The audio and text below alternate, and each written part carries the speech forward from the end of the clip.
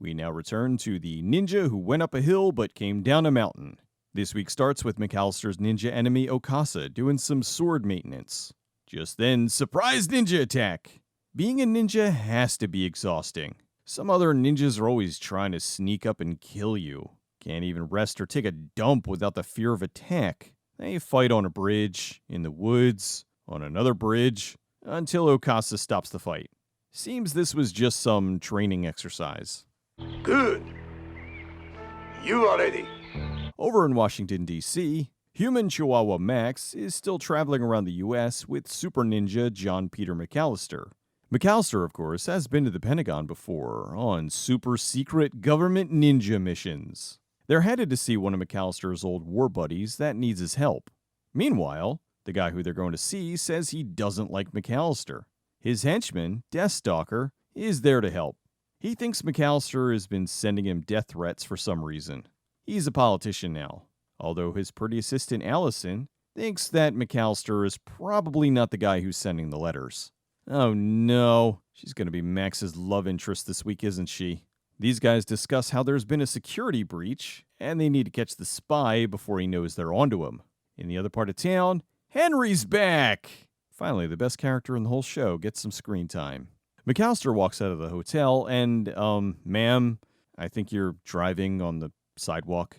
Just then, evil thugs attack Allison, and McAllister's stunt double springs into action. The baddies run off, and it turns out Allison came there to get him.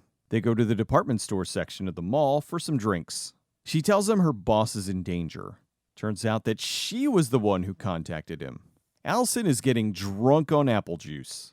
She asks if he'll escort her to the party tonight. Uh-oh, maybe McAllister's the one who's getting lucky this week. So McAllister always travels with two things, his ninja costume and his tuxedo. They arrive at the party, and Okasa is waiting. Allison's dress is, she going to the prom? Brian notices McAllister and makes a scene. Allison, what is the meaning of this? I'm taking Grandpa to the cotillion, Dad! Allison tells him that she's trying to fix their broken friendship. It doesn't go so well. So McAllister leaves.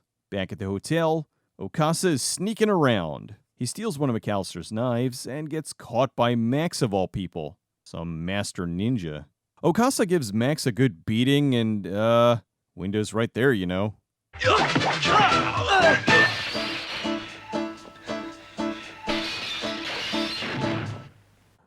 Wishful thinking. Okasa leaves and Max chases after him. On the way home, Allison apologizes to McAllister. He's trying to figure out who is trying to extort Brian. Max follows Okasa to a house. Inside, Okasa is talking to the real bad guy, Ron, Brian's assistant. Turns out Ron's code name is Hawk the Spy. What's your code name? Hawk the Spy! Max sneaks in to see what's going on. He then fails at stealth. McAllister is dangerous. I know his reputation. What am I, chopped liver? Sure, Max. Crack one-liners so they can hear you. Well, at least Deacon Porter knows that Max has nothing to worry about. Max then gets blindsided by a security guard and manages to escape. Ron shoots at him, but since he has the aim of a stormtrooper, he misses every time. Over at Brian's house, McAllister is in full ninja mode. He sneaks past the humans, but not past the dog. He hugs the dog or something, and it goes to sleep. He then smoke bombs the guards. Once inside the house, now is the time to reveal myself in case there are security cameras. McAllister searches and finds the death threat letters. He immediately knows it's Okasa. He then gets caught by Brian. These ninjas are easily caught, aren't they? McAllister manages to convince him that he's not the bad guy. But here comes the bad guy! The ninja throws a ball that knocks out Brian, and then super ninja couch jump! Yeah! The two then fight it out. Someone tripped the alarm because the cops arrive. He manages to disarm the guy who was using his blade. The bad guy disappears, and McAllister gets caught by the cops. Alright, Grandpa Ninja's getting caught left and right. It's time to retire. Meanwhile, Max has been on the run all night and into the day. After chasing him for several hours, they decide the time for aggressive maneuvers is when he heads into the middle of a neighborhood. but Max uses that to his advantage and gets away. The police are interrogating McAllister. And you always take these along with you. You don't understand. That's my ninja anal beads. He's entitled to a call, so he calls Max, who misses the call. He then calls Allison, who apparently was on a bender last night. He tells her she needs to find Max and let him know what happened. What's he gonna do, make things worse? Allison very quickly finds Max. Hi, I'm Shoulder Pads McGillicuddy. She explains what's going on. Speak slowly, ma'am. This is Max you're talking to. Later that day, Max is planning on freeing McAllister from his prison transfer. He throws some stars into the tires of the van. Who knew throwing stars had the ability to make tires instantly go bald? Whatever, they get away. McAllister explains what's going on. Max takes him back to the super-secret ninja hideout in the suburbs. The ninja trainee and Okasa are doing some fighty stuff out in the open. Ron and Okasa are arguing and get caught off guard. McAllister gets Ron to tell him when they're planning to murder Brian. Max then gets shot by what? Super unexpected double cross. I didn't know ninjas used guns. Allison the ninja then tells McAllister that she intends to impersonate him while assassinating Brian. She then says she's not doing this for money. She's doing it for a shitload of money. Also, Brian sucked as a boss. Jeez, I had some lousy bosses too, but I never conspired to murder them. Okasa has McAllister and Max strung up. That night at the old rich people party, he then leaves them alone so they can escape. McAllister then gets some light bulb glass to cut the rope. That's a stretch. This could take a while. Allison sneaks in. Allison takes out security, which seems to be just one guy. So they know there may be an assassination attempt, but they still have minimal security. She climbs to the top of the stage. Max and McAllister arrive and go looking for Brian. Okasa's in the audience in case Allison fails. Max somehow doesn't see Brian in the front row and goes to leave but gets kicked in the face. Allison goes to use a ninja sniper rifle, but McAllister does the ninja Tarzan maneuver to stop her. Okasa for some reason didn't kill Max, so he goes and tells Brian that he is the spy who's trying to kill him. Oh sure, now there's security. McAllister easily takes Allison, and he gives her a good talking down. You're very good. Just not good enough. The next day, Brian's apologizing and thanking him for saving his life. The fact that I didn't trust my instincts about the man who went through hell with me and then pulled me out of it. Ah, Dashcon.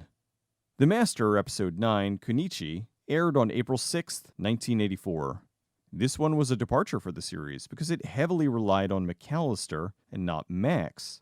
Jack Kelly played Brian Elkwood. He was a character actor who worked in over 120 movie and TV shows. He started in the industry in 1939 and mostly worked in movies up until the 50s when he switched over to mostly TV shows. Everything from The Silent Service to Quincy to The Bionic Woman. This episode of The Master was the second to last thing he worked on. Most famously, he starred in Maverick, opposite James Garner, as Bart Maverick.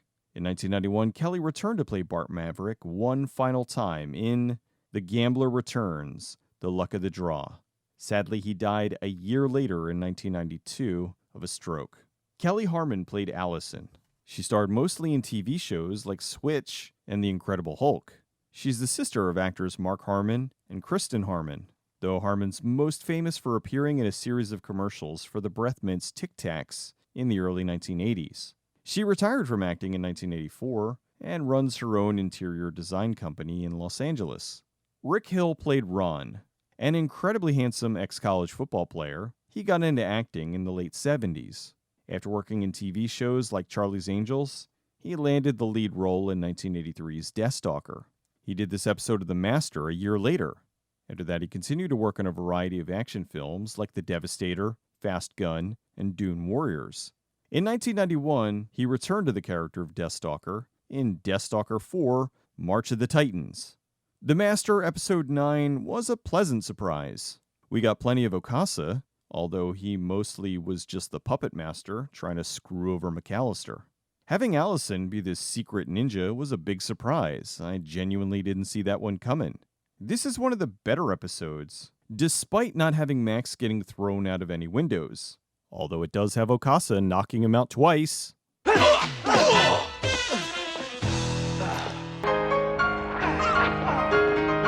I'd call that a win.